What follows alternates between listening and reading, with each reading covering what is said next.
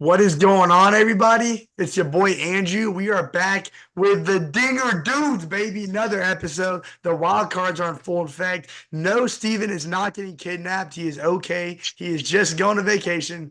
But listen, we got some things to dive into. The wild card part of the postseason just wrapped up. We are now in full force into the divisional rounds. But first, before we dive in, and I just also want to point out that I perfectly predicted the Detroit Tigers to take down the Houston Astros. But anyways, before we get started, how you guys doing, Steven? Update the people on what's going on over there. Yeah. So basically, I'm going to Florida. I'm going to be in Florida for the week. We were supposed to go to Orlando, but because of a potential hurricane, plans have switched, and now we're going to Panama City. So I'm just going to be at a beach the entire week, and then just probably like I'm just gonna relax and just not have to worry about Braves baseball anymore. We're out of the playoffs. It's been a rough season. It's been a season to forget about. Basically, we've had some good moments, but at the end of the day, the injuries are just too much to overcome. So I'm just Hey, gonna be at a beach all this week and just try and just jeez. uh Hey, That soak it sounds on in Monster there, miserable. man. That Allen. sounds miserable, Steven. That sounds miserable. The Braves did extend the postseason streak, so let's all celebrate that. There's always something to 7. be excited about. But Jackson, how are you doing today? Again, I don't really have any skin in the game, but what really Yeah, we know. shocks me, as you said, Steven, you're on your way to Panama City Beach. Yeah. I'm a Cardinals fan. The Cardinals didn't make the playoffs. They haven't made the playoffs in the past 2 seasons. But what really did shock me was the Houston Astros getting eliminated by the Tigers That didn't after shock me. a red hot September that the Astros had.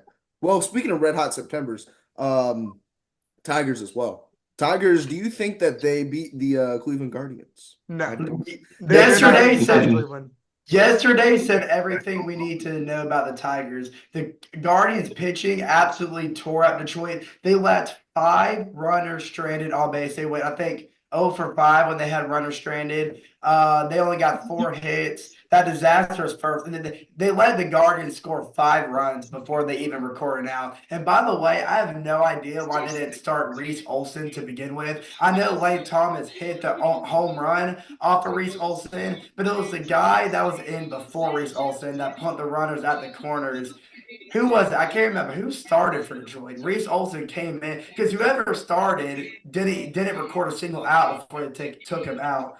Let me Well, find that out because I'm actually Well, really while you figure that out, just to kind of give a quick recap, so the Oh, Guardians. Tyler Holton. They were trying to do a bullpen game. Tyler That's what it was. Holton? Tyler Holton. They were trying to do a bullpen game for that first one. And then they put in Reese Olson. He went about 4 innings. But I think the game would have been completely different if they let Reese Olson start because other than giving up that 3-run home run to Lane Thomas, Reese Olson looked completely fine. Pitched 3 more innings of great ball. And then the rest of the bullpen did okay until that 7th inning. But yeah, offensively, no production. And I think Cleveland takes the next one tomorrow, and Detroit's gonna have a rough time. So Well, I think the miracle Cinderella run is gonna be short lived. well, I agree with you, but I think it all has to do with they're facing a first-year manager in Stephen Vogt, and the Guardians opened the postseason, like you said, Chase, 7-0 win over the Detroit Tigers, who pulled off a wild card sweep in Houston. And the Tigers, and I think this word sums up perfectly what happened yesterday, is chaos of the bullpen. Games to because they had to go deep into that bullpen all throughout the wild card to take out the third seed Astros, and they didn't have the same success against Cleveland. And then in an AL Central matchup with a trip to the ALCS on the line, and after a 6-day break, the Guardians they showed signs of no rust to begin the postseason. And I think the game, like you said, Chase, really broke open because though Reese Olson did play very well, the very first pitch from Reese Olson, it was a 3-run home run bomb off the bat of Lane Thomas. And the Tigers went into the bullpen in part to ensure that Thomas wouldn't face the lefty, but it didn't matter at the end of the day because one pitch, 3 runs. The Guardians came out of the first inning with 5 runs. Progressive Field was going nuts. You can't lose all that momentum in the first inning. Andrew, I want to ask him real quick. Well, That's let, what Ja- I'm. let Well, Jackson speak first. But before we change subjects, I have a question for you, Andrew, because you brought up a good point, talking about the Tigers having to go deep in their bullpen to beat the Astros. They turn around this first game, they want to do a bullpen game. That's where I think they messed up, and that's why I don't understand. Because Tyler Holton did absolutely terrible. Yeah, and I think Chase. Yeah, it's kind of weird to assume that the Tigers want to use a bullpen to their full strength in the first game after they had to use a entire bullpen all through the wild card. But I think at the end of the day, it may just have to do so that way they can have a full rested starting rotation for the remainder of the ALDS. Because if they somehow get past Cleveland and they have to face either the Yankees or the Royals, which is more likely going to be the Yankees, they're really going to need to rely on that starting rotation. So I think they were thinking that because the bullpen looked so good in Houston, they could test their luck for one more game. But Cleveland, they're just way too prepared. But Jackson, I know you've been wanting to say something for a while. Hey, I just wanted to say I'm glad that both of you mentioned going deep into the bullpen, failed bullpen attempts. I want to switch over, and I know this game really, really intrigued both of y'all. The Phillies and Mets game. The Phillies game, Zach Wheeler, No, it did 7 not. innings pitched, only gave up 1 hit and 4 walks, 9 strikeouts, but then they went to the bullpen. And look what happened. 6-2. I know it pains y'all to talk about the Mets and the Phillies and the NLDS and not the Braves. That's all I got to say. That's all I got to say. Steven, what you laughing about there, bud? I gotta know this. I gotta know about Zach Wheeler came in for 7 innings and shut that offense down. And what happened to that Philadelphia bullpen as soon as they came into the game? That Mets offense went to work. That's what this Mets team has been all about this entire October run. It's the same thing that happened with us when Schwellenbach in that doubleheader. Schwellenbach shut them down for 7 innings, and then here comes the bullpen, and the Mets offense just went to work. And I mean, that's just kind of what it is. It sucks because it feels like you can't even rely on, like, even if your starter goes out there and does great, you feel like it's like, God, I got to keep him in for 9 innings because I don't want my bullpen to come in and just give up 6 runs against these guys. Well, let's talk about that, Steven, because let's just trail back a little bit and talk about what got the Mets to Philadelphia in the first place, and that's when Pete Alonso, the polar bear, decided to put on a little cape to be the hero for New York when he pulled off an improbable 9th-inning comeback to defeat the Milwaukee Brewers 4-2 in that third wild card game. So they were 2 outs from elimination, guys. They were trailing 2-0 to a Brewers team that was pitching a gym in that third wildcard game. Then, of course, Alonso clubbed a 3-run home run off Brewers closer Devin Williams, who's had a really good run in the last 2 months of baseball, to put the Mets ahead after the team failed to score in 15 consecutive innings that dated back to late in game 2. And what could have been his last at bat with them, that's the thing that amazed me the most, is that very well could have been Pete Alonso's last at bat with the Mets, because who knows where he's going after this. But Alonso took Williams to the opposite side of the field, stunning everybody at American Family Field in Milwaukee. And then Starling Marte's RBI single gave the Mets that critical insurance to ensure that David Peterson could come out of the bullpen and record the save for New York. And listen, Milwaukee, they just had gone back-to-back homers with Drake Bowers and Sal Furrow. So I thought in that moment right there, as I was watching the Braves and Padres, well, no, I'm sorry, that was the day after. Can't remember what I was doing, but I was after the back-to-back homers in my mind. Thursday Night Football. That's what was going on. Thank you, Chase. Shout out to the Dirty Birds, by the way. But in my mind, I was like, yes, I don't have to, my eyes don't have to bleed. I don't have to watch the Phillies and the Mets go at it for entire NLDS. But then no, Pete Alonso wanted to do Pete Alonso things. And now here I am crying myself to sleep. I'm just saying that Mets win was anything but Pete Alonso. After he had that magnificent night in Milwaukee, look at his stat line yesterday. 0 for 4. 1 RBI and 3 strikeouts. Pete Alonso does Pete Alonso things. It's called inconsistency. Sounds like Ozzy Albies. It's either a strikeout. Who had a great doubleheader on Monday, and they couldn't do anything in San Diego. It's either a strikeout or a home run, but I want to quiet. God, I hate to say it. I want to quiet the Met haters a little bit. So I've heard a lot of talk about, but this was prior to them being the Phillies yesterday, by the way, and that's important. I heard a lot of people claim that the Mets shouldn't be in the series in the first place because they got saved against Milwaukee, and then Milwaukee should have won the series. But I want to disagree. The Mets pitching or Mets offensively look completely fine against Milwaukee because you got to remember that second game of that wild card series where Milwaukee wanted to even force the game three. It took a miracle themselves from Jackson Churio and Garrett Mitchell back-to-back home runs to even give Milwaukee a chance on Thursday. And by the way, I'm going to take a quick pause to credit Jackson Churio and how fantastic of a player he's going to be for this Milwaukee organization. First postseason appearance, 2 home runs. He was the offensive power horse for the Brewers that entire series.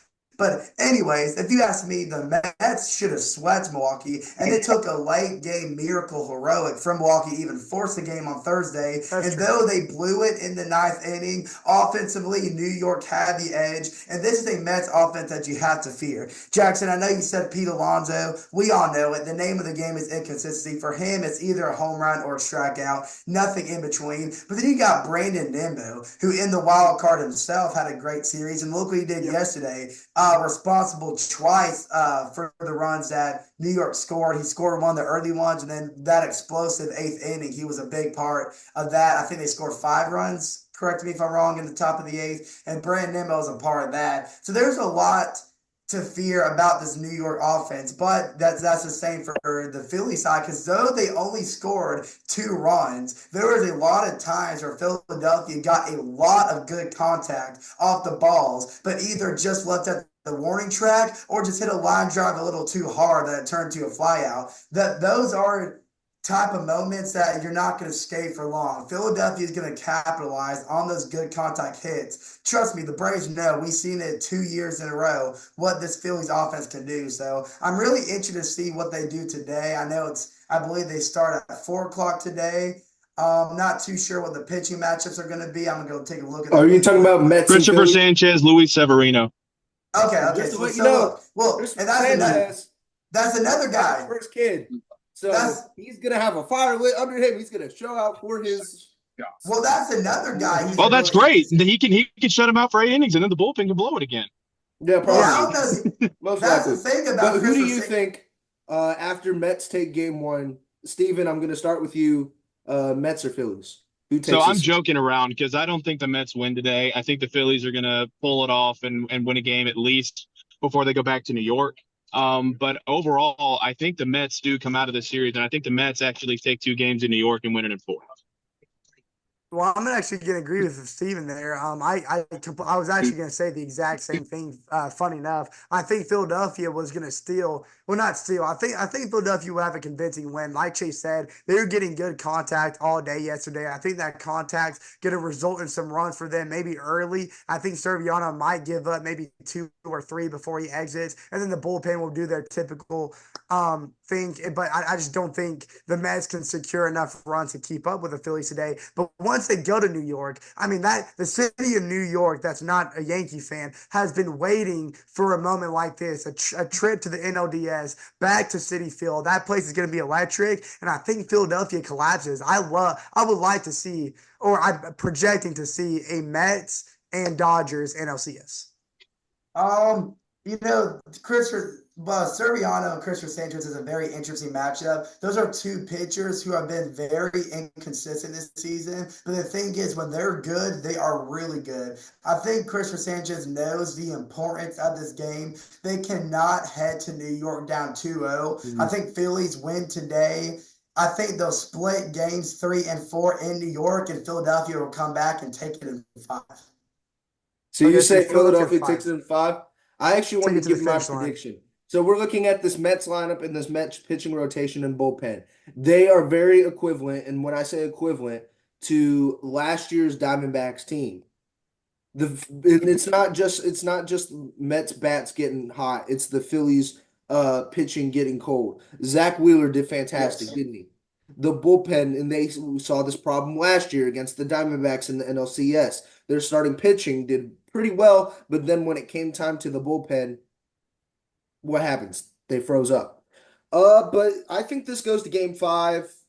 It depends on who the game 5 matchup is, but right now I think I take I'm gonna side with Chase on this one. I think Phillies take it in 5. If it Yes, goes to sir. game 5, Phillies will take it. My whole thing is like that's the reason that I think game 4, because both games are going to be in New York. This Yeah. is an interesting thing for the Philadelphia Phillies is the fact that the last 2 years to start off the playoffs, they did not have home field advantage. They've had to Mhm. be on the road, and they were able to split on the road the last 2 years, and they were able to take care of business in Philadelphia. Well, this year, games 3 and 4, are going to be important games, are both going to be on the road. So it's unfamiliar territory for them. Uh, I think that the Mets take care of business, but if the Phillies do find a way to win a game in New York, then if it comes back down to Philadelphia for game 5, Philadelphia Phillies are going to take it. They have to win Now, today, though. They have to win yeah, today. yeah, Philly, And they're yeah, and going to. yeah. And I was If just gonna the say, Mhm. oh, God, Steven. Yeah, if the Mets win today, then you can almost break out the brooms, to be honest with you. Right. Wow. Okay. So sweet. Well, and I think game 4, if it does get to a game 4, it's going to be very important because Steven, you said it right. If it goes to a game 4 and they take the series back to Philadelphia, then the Phillies are going to win. They got to keep it in New York for the Mets to advance. But I know we want to talk about that Dodgers and Phillies game yesterday because that would, and I see Dodgers and Jackson put Dodgers. Dodgers and little. Padres, man, it was Wait, I said Dodgers. incredible. What did I say? Listen, you said You said Dodgers Dodgers Phillies. and Phillies. Oh, excuse me. Yeah, Well, it Maybe a will be the National League Dodgers and Championship Phillies. You're series. right. maybe, But perhaps. okay, the first thing that I want to talk about in that game is it's the obvious. Shohei Ohtani, first playoff game, he Best goes player in absolutely baseball. yard. Best player in baseball, obviously. Like when the moments were big, he stepped up in that big moment and tied the game, made it 3-3. Shohei Ohtani is just that's who he is. He's the best player in baseball for a reason. I want to say this about the Padres, though. I don't know what we're laughing at. I don't know what I missed. I don't know what we miss either. I'm not taking that out. You don't take it out. I'm That's not taking fine. that out. Is it on my Okay, side? well, What happened? No, I have no nothing. idea. I saw what he did. Well, who did? Just Nothing. keep talking. Just keep We'll, talking. say, we'll, It'll be we'll an Easter explain this egg. after the It'll episode. be a Junior Well, Dude's Easter egg. I want to hear y'all's thoughts on this game, but I just want to say it's about the Padres. Their lineup reminds me of what the Braves would have been if they were a fully healthy team. And I mean, from top to bottom, they've got players that you can trust to get on base, especially with the way Tatis, Manny Machado, and even Manny Machado's Profar, on my team, bro.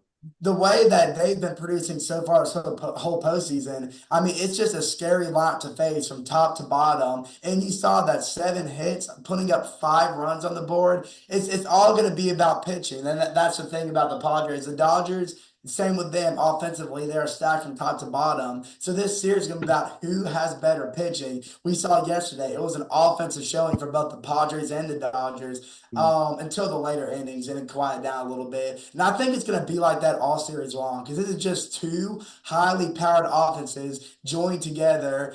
You Darvis and Jack Flaherty's pitching in the second game tonight. That's a very interesting matchup because Jack Flaherty, I don't think he's looked too good since he's came with LA. But now it's postseason time. I'm interested to see how he does in the postseason. You Darvish, we know the type of pitcher he can be. But yeah, I want to hear y'all's thoughts on game 1 and then I guess we'll give it predictions. So Well, I was just switching gonna. on from, I was gonna say the Mets. In the case of the Phillies and the Tigers, they tried to turn to the bullpen. It failed. Dodgers turned to the bullpen. It succeeded. Yamamoto, Yeah. 3 innings, gave up 5 earned runs, only put up 1 strikeout. But then you turn to the Dodgers bullpen. Great performances by Ryan Brazier, Evan Phillips, Michael Kopech, and Blake Trinan to close out the game. And as you said. 2 words, Shohei Ohtani, or in Andrew's case, Shoshi Ohtani. Man, two for five, 3 RBIs, and a 400 average in his playoff debut. Don't get me wrong, the Padres did fantastic. They did fantastic. It's just comes Dylan down. Cease got hit up. Dylan Cease got eaten alive though. Yeah, Yeah, Dylan Cease just we got got to take it. We got to take eaten it up. from the resident Dodgers fan, apparently with that freaking hat that he has on. What do you mean? What So Dodgers fan? well, let me just so Hey yeah, Jackson.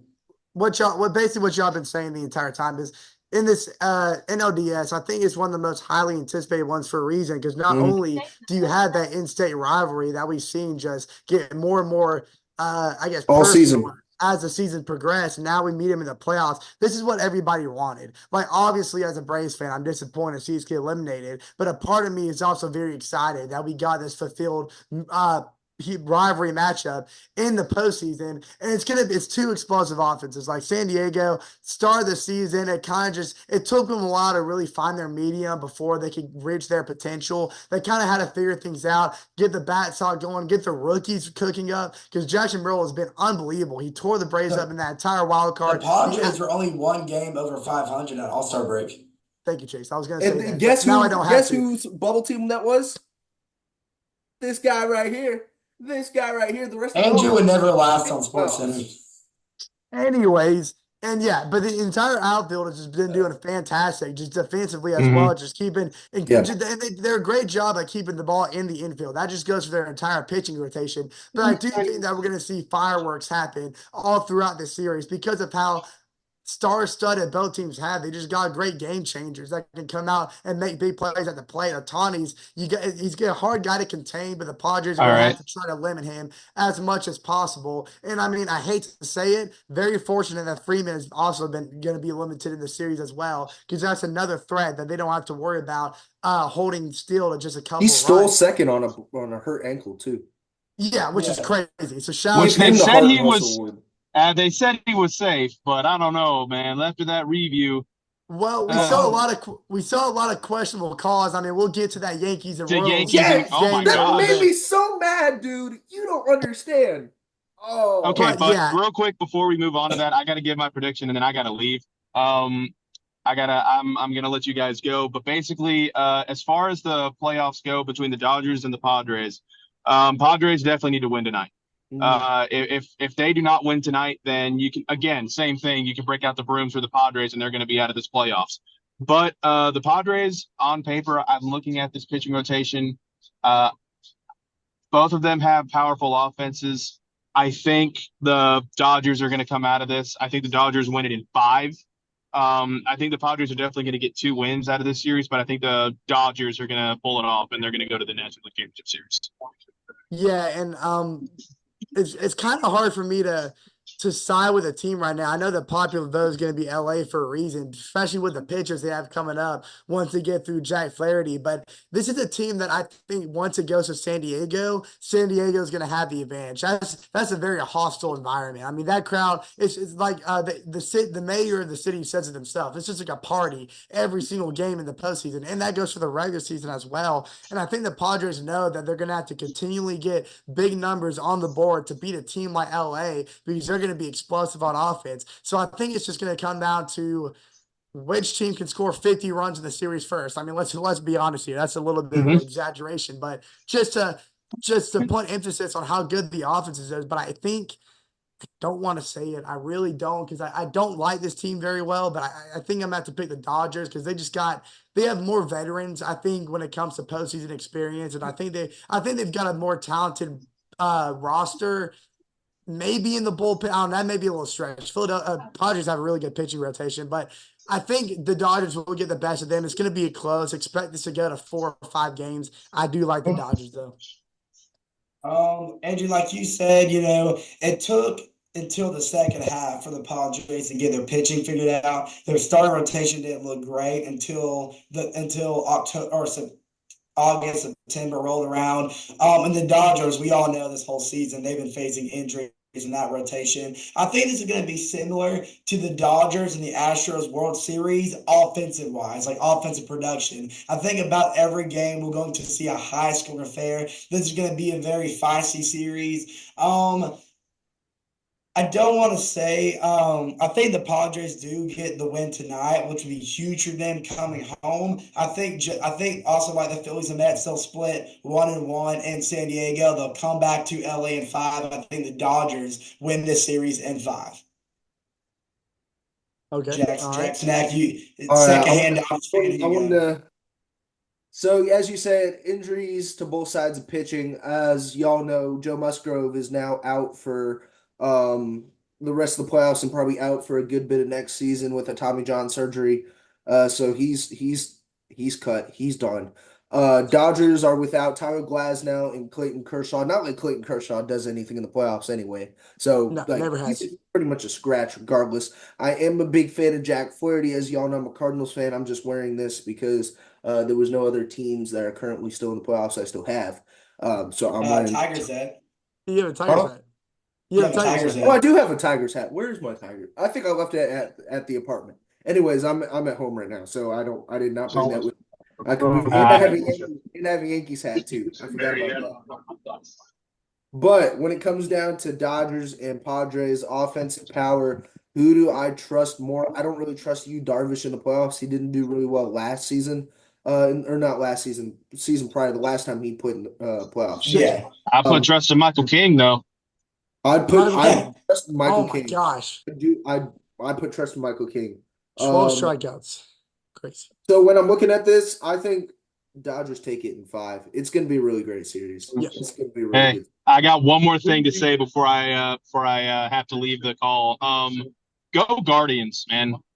Go Guardians. Hey, I'm rooting for the Steve Guardians Jones, to win this First time ring. manager, man. Josh Naylor, Jose Ramirez, Lane Kwan. Thomas. I love what's going on in Cleveland right now. All right, y'all. We'll see you, Steven. We're glad to have you on for at least half the show, Steven. That was more than All half the right. show. We got 10 Yeah, we minutes. got 10 minutes. Yeah. So I guess, but oh, go ahead, Jackson. But what were you going to say, Andrew?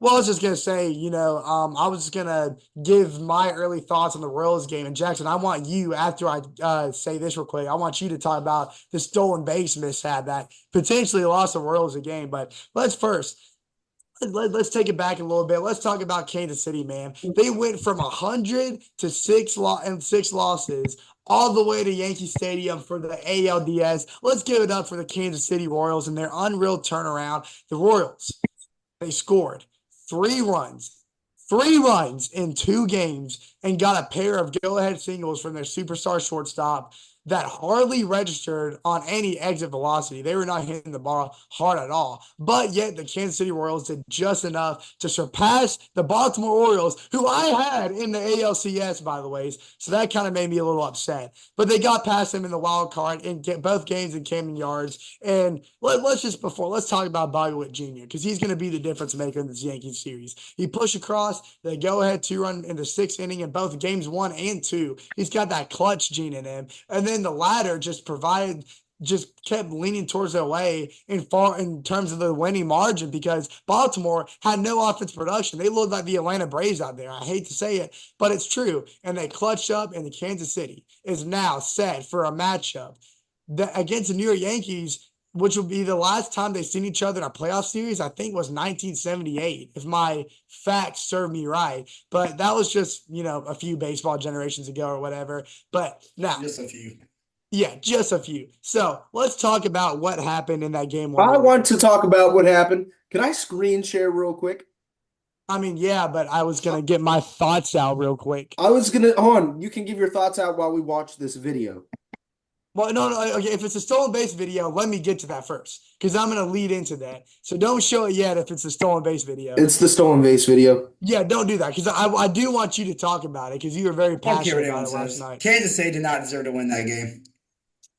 Well, okay, that's okay. So, anyways, let's just go back to, you know what, Jackson, you can go and take the lead on it, because I forgot that. I blame Michael. So just to Walker let for y'all that know, it abysmal was 2 outs. It was 2 outs, I believe, in the, I don't know what inning. You know what? I'm just gonna go straight to the video. He was out, clearly out, and by replay, they even replayed the video and still said that he was safe. So let's watch this. All right, you seeing this? Y'all seeing this? Yes, I see it. All right, you ready? 3, 2. That's out. I mean, That's out. That's you see dirt in between that heel and the base when the glove touches the cleat. So absolutely, that's out. Now, actually, that angle gives a fantastic view of it too.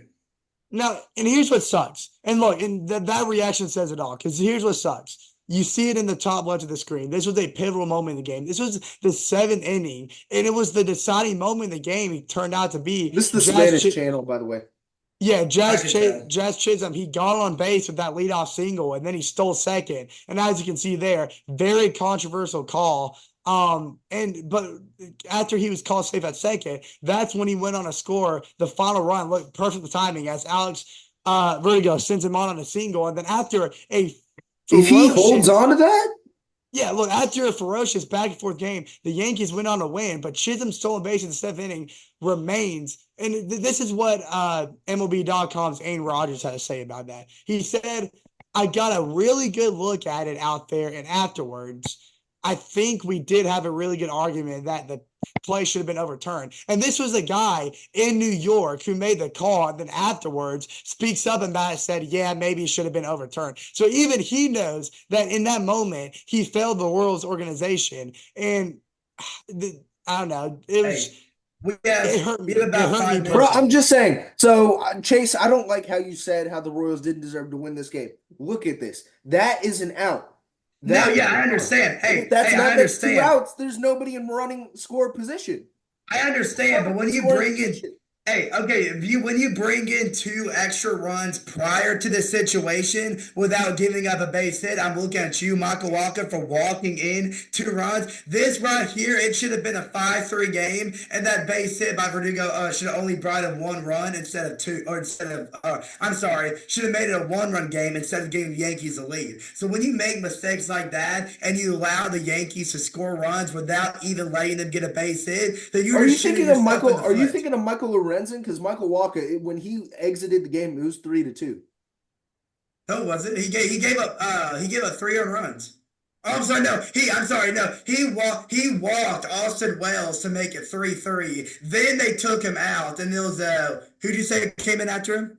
Was it Zerpa? It was Zerpa. Zerpa.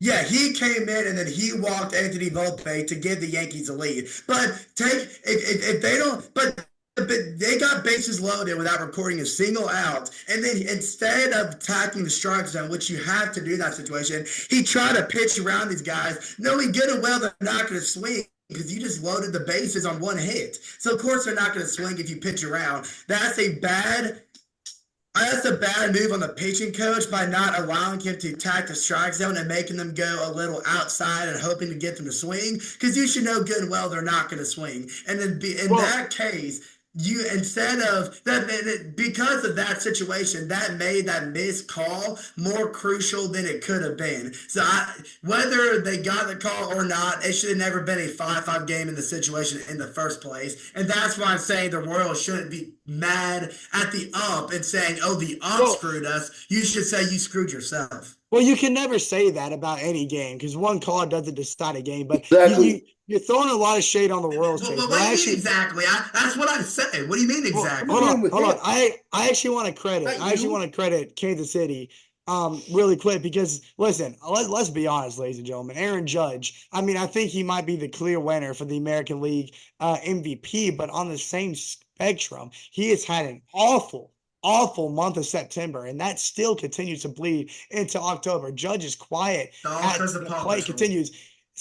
The Stars struck out 3 of his 4 at bats. Once again, Walker had a strikeout against him, and then in comes reliever Michael Lorenzen or whatever had a strikeout against Aaron Judge, and then Lucas Urquhart. I think that's when Aaron Judge drew a walk, but then Angel Zerpa in the bottom of the 5th inning, putting him on base, which eventually driven in after Vogt walked with bases loaded. But the Royals still proved their point. They can hang with even the best of the Yankees offense, and the ALDS is a best of 5 series, meaning there is at least 2 more games remaining and potentially as many as 4 more. The Yankees time's running out. I know the Yankees. We need to give our predictions real quick. I got you. It's very worrying. It's 72% of the time, best of 5 series in MLB history, the team that takes game 1 has gone on to win the series. But it's not over till it's over. They may not have won, but the Royals left game 1 having proved that they are a force to be reckoned with. And unfortunately for the top seed Yankees, this is unlikely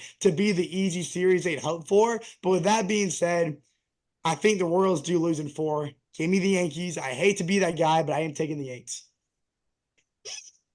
I think so. I want to give my prediction. It comes to the Royals and the Yankees. Just to let you know, the next 2 starting pitchers for the Royals are Cole Ragans and Seth Lugo. So I think I'm looking at this right now. I think Kansas City goes up 2-1 just based on those pitching matchups alone. 3-2. I think honestly, I'm predicting it. I'm taking Royals in 5. Oh wow. Okay, I I'm respect taking it. Royals in Somebody had to 5. do it. Wow. Somebody had to do I'm Carlos, it. taking Royals in 5. We already know his Carlos answer. He's the Rodon. Royals. He's the Yankees glazer. He wants a piece of that Empire State Building in his mouth, bro. Who He's does? like he's like he's he Who does? What? he is New York glazing. This Who Who is is? boy, we ain't on Times Square. Give your prediction. Who are you talking about? Who I'm are not you new. talking about? Oh, wait, Me? okay. We have less than a minute. I've been trying to get my prediction out for 5 minutes, but now, Oh, welcome to the club, buddy. Welcome to the club. Carlos Rodon has been the best guy in the Yankees rotation in the later half of the season. He's pitching tomorrow night. He's going to give the Yankees a 2-0 lead headed to Kansas City. Kansas City wins game 3, but the Yankees take care of business right in game 4. Yankees winning 4. Now, listen, guys, we only have seconds left in this video, but Yeah, I bud. sure hope you enjoyed this. Listen, the divisional series is going to continue. When we hit you back next week, we're going to recap what has gone on since we last saw you. I love you, boys. Till Peace then, out. peace out.